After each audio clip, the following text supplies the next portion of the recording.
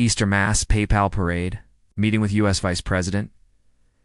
Pope's last day. Pope Francis did not preside over the Easter Mass in St. Peter's Square, but made a public appearance on the balcony on Sunday, April 20th. He also met with U.S. Vice President JD Vance. Jorge Mario Bergoglio, Pope Francis, passed away at 88 years old at 2:35 a.m. time on Monday.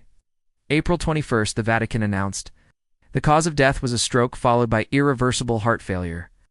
The Pope, who led the Catholic Church for 12 years, had been recovering from bilateral pneumonia after spending 38 days in the hospital. On Easter Sunday, April 20th, the Pope met briefly with U.S. Vice President JD Vance, who was in Rome with his family for the holiday. Before the meeting, Pope Francis made a brief appearance on the balcony for the Urbi et Orbi blessing in St. Peter's Square, receiving applause and cheers from the crowd. The Pope waved to the faithful and delivered a short address in a weak voice. "Brothers and sisters, Happy Easter." The crowd erupted in applause as a military band began playing hymns from the Holy See in Italy. Francis waved from the balcony and asked an assistant to read the blessing. After the balcony appearance, the Pope rode in the popemobile through the crowd in St. Peter's Square. Although he did not celebrate the Easter Mass in the square, the responsibility was handed over to Cardinal Angelo Comastri, the retired archpriest of St. Peter's Basilica, who read the Pope's speech. On his way to the Basilica, Francis briefly met with Vice President JD Vance, who was spending Easter in Rome with his family.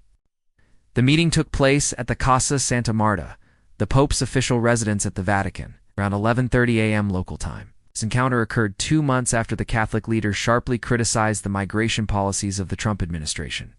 In February, the Pope described mass expulsions of migrants as a great crisis and warned in a letter to U.S. bishops, "What is built on force and not on the truth about the equal dignity of every human being barely begins and will barely end."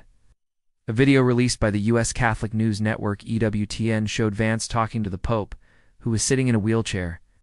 Pope Francis gifted the Vice President a tie with the Vatican coat of arms, a rosary, and Easter eggs for each of Vance's children. "It's a pleasure to see you in better health," JD Vance said to the Argentine Pope in a video shared by the Vatican. "Thank you for receiving me. I pray for you every day. God bless you."